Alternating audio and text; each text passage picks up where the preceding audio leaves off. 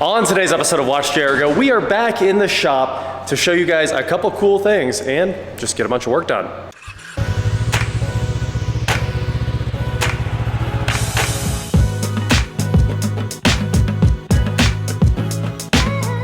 What is going on, guys? I am WatchJRGo, and today I'm back with Al. And hello. I just wanted to show them this magic because I've never done epoxy bolts. Okay. Actually, I don't have the epoxy in here yet. Let me run out there and grab that real quick. Cool. I'll get my junk off. Okay. Step one to the preparation here, making sure the hole is actually clean. Yeah. And unfortunately, I don't have an air compressor here. Oh, so. this is fine. Step one is put a piece of tape over it so you don't accidentally put a wedge anchor in there first. Yep. Before you're prepping the hole. Absolutely. But then we'll go around and we'll clean them prep all the other holes, clean them up before we open our epoxy. This is the epoxy. Okay. And what happens is we'll put it in the epoxy gun there, which is right here. Put it in this epoxy gun, and then cut the tip off. And it's a two-part epoxy. In a single tube. In a single tube. There's two different parts there. And then you take this nozzle, screw it on there, and as you push it out, it takes this little orange coil is the mixer. Yep. By the time it comes out the end, it's completely mixed.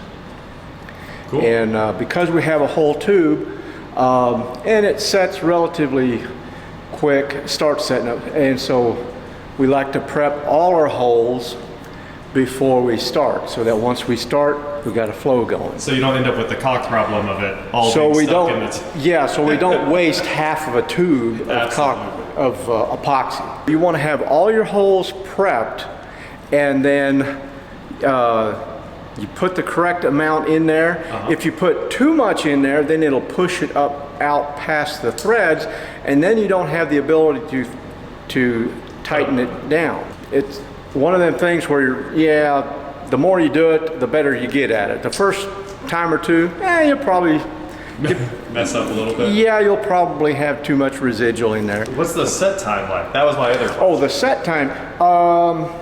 You can actually get multiple different set times.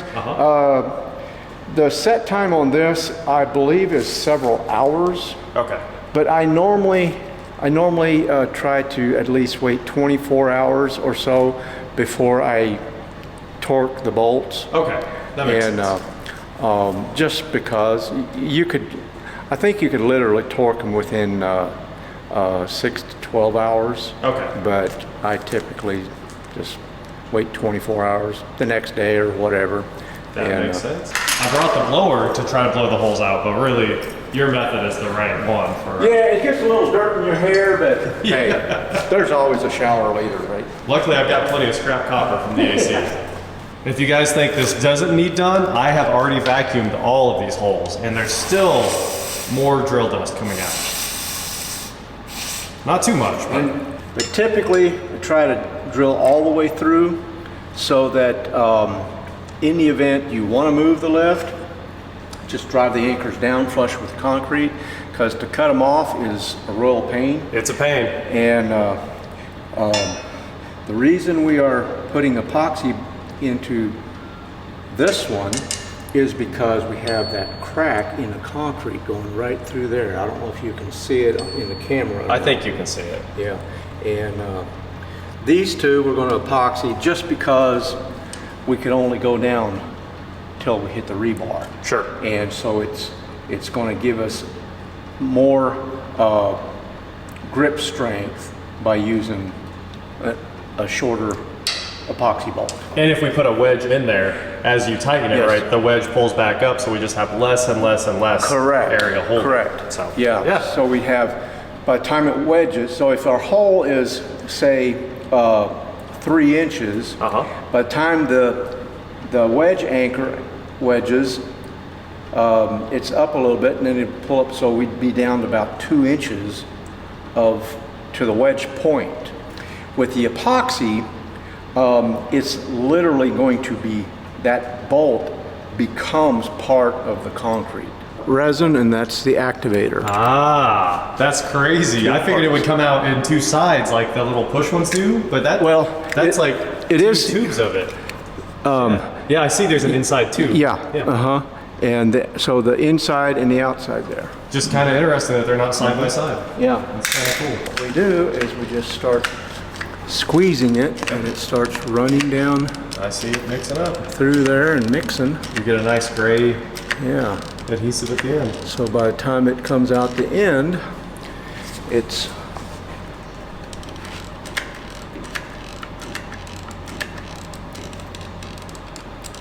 the other cool thing about this, guys, is this is basically just all thread. Yes, that is exactly what it is. I buy it in lengths and cut it to length. Now here, because I'm drilled this hole is all the way through, I can actually go fill it fuller, because what I'm going for is, where's that shop hammer? Nice. There we go. Just like that. Just because we can, the rest of this tube is toast, meaning we can't use it. So we're just going to squeeze some of it out here. And you ruined my shopping list. So, boom. It was, I pulled your shopping list out of the trash. It's an old shopping list. So there. Yep. Now once that sets up, you can do your little test and figure out how tough this stuff is. Oh yeah, we'll hit it with a hammer. Hit it with a hammer. There we go. Actually, we look down in there. We only used about half of that tube. Yeah, crazy. Awesome. Well, thank you, Al. All right, thank you. That was, I'd never seen bolts actually epoxied into concrete before. We always talked about it, but we always use wedge anchors. Yeah. So it was definitely really cool to see a demo of it.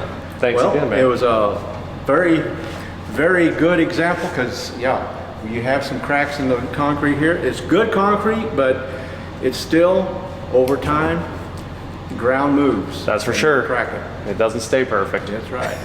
And there's one of the finished ones, guys. You can see it really doesn't look much different than the rest, other than it doesn't have that like machined or stamped end on it, but ready to rock in 24 hours.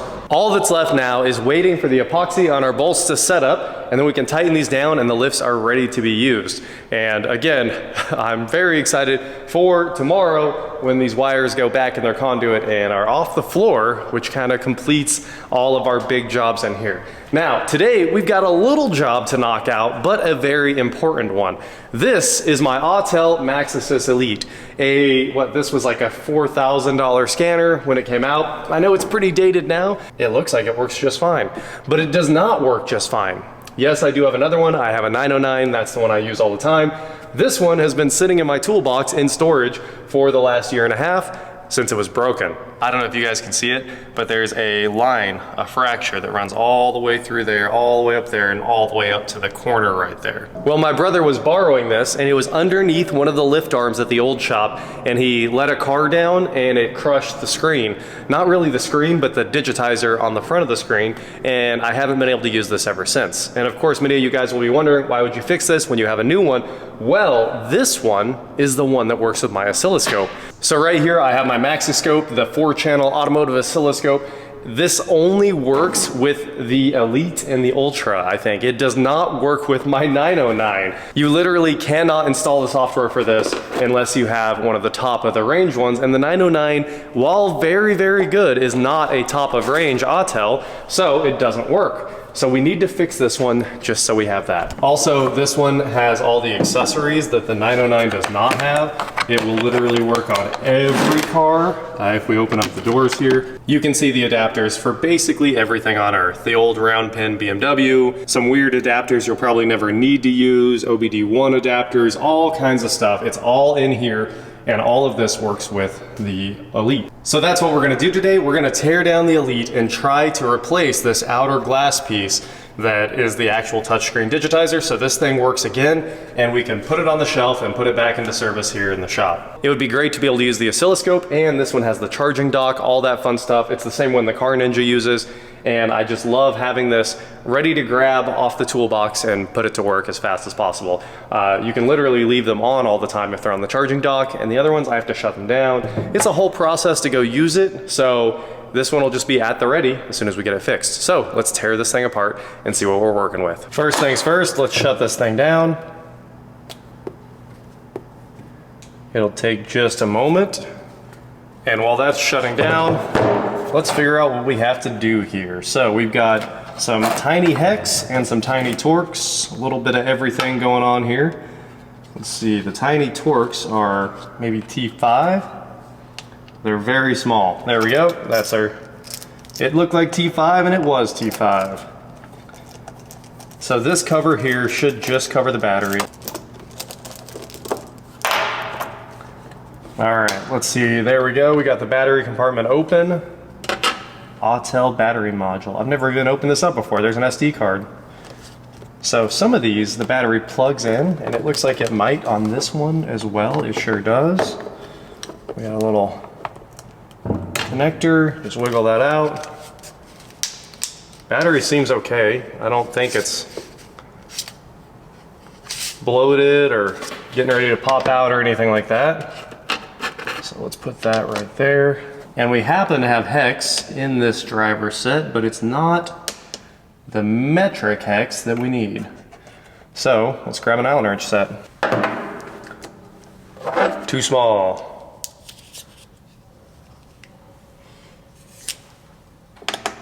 That one's just right on the second try. Go ahead and pull the SD card out, just in case. Hopefully this is pretty straightforward after this. What on earth? There are multiple hex sizes on this thing. I was not expecting that.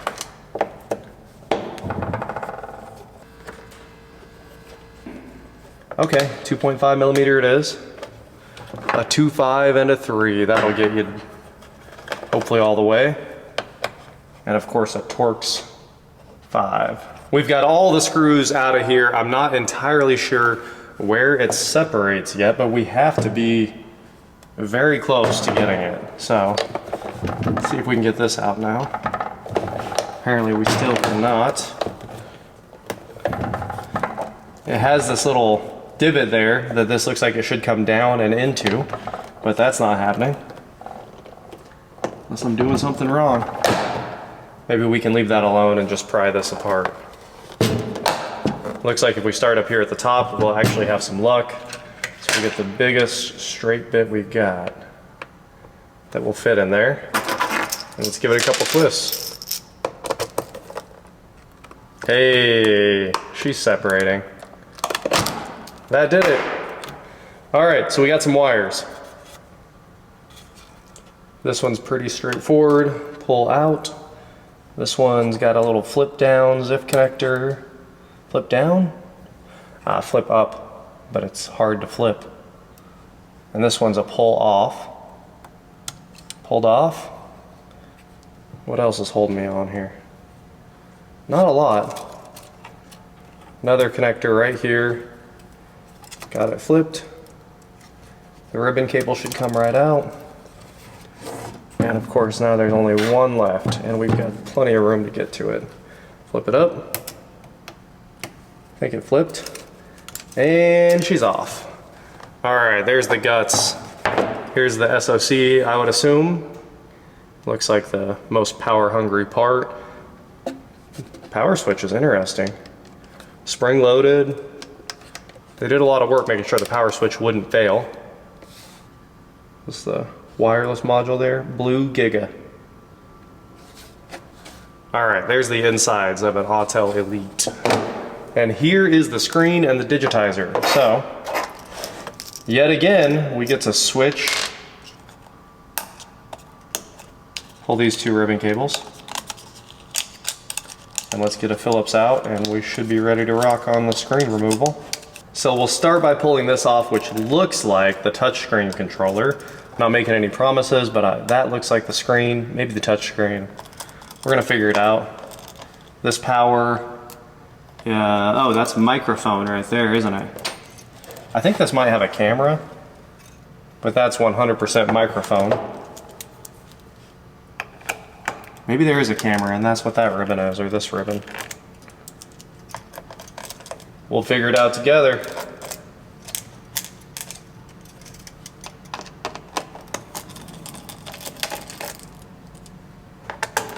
This is very repairable. If iFixit gave this a rating, it would be 10 out of 10. Shout out to Autel. Not sure what that controller is, but it's off, and we're on to our screen. This like magnesium or aluminum back is also very interesting.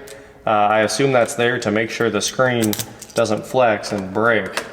So it's actually a pretty rugged device, more rugged than you'd expect from what's basically an Android tablet that does one thing. I mean, it does everything. It's got a full web browser, so it can be a tablet if you want. I think it's got YouTube on it. It can do a lot, but really it's just for automotive diagnostics.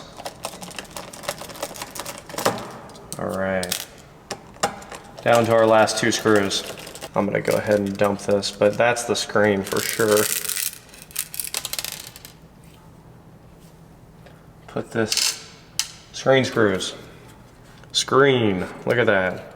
There's the camera. So the little ribbon cable is the camera. And here is my broken touchscreen. If you can see the crack, it's right there. So let's go see the Car Ninja and see what he has in stock.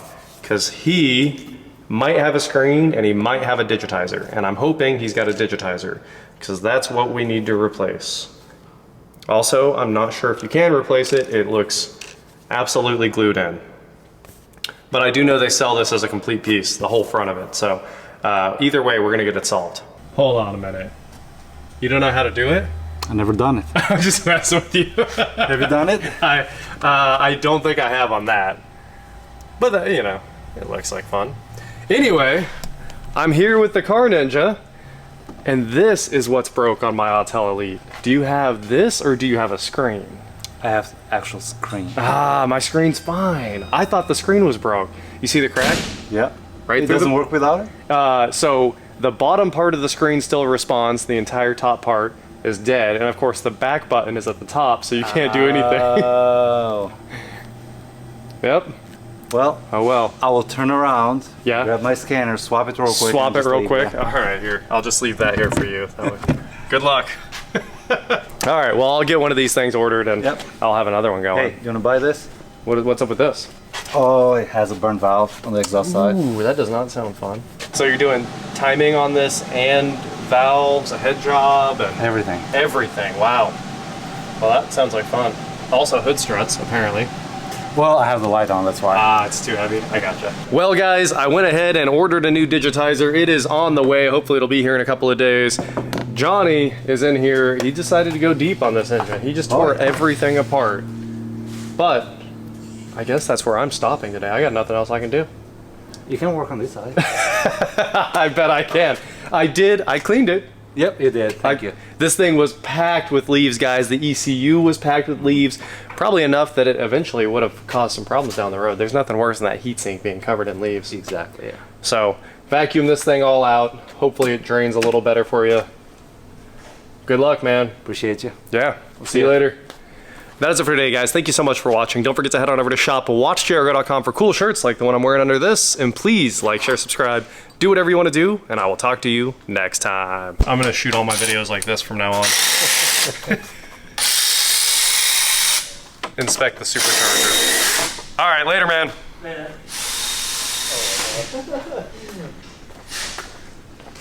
Later, Ben. Bye. So, did you know this is an Autel Elite? The shape, it looks like the shape. It is. Is that yours or is that Yeah, ours? it's my broken one. Oh. Look what I got. So yeah, you can put this plastic welding rod through the tip of this, and as you know, drag it along, you can feed it through, and it'll melt it. and it'll smoothen it out for That's you. a plastic TIG welder right there. Pretty much. I saw a great video cool. today. What do you owe the Snap-on truck? Me, Yeah. after this, maybe like 250. Oh, that's not bad. Maybe like That's not 250? bad. This No. video I saw earlier today, everybody Coming. owed a minimum $5,000, and a lot of them were like 10. Oh no. I don't go over like $400. Okay.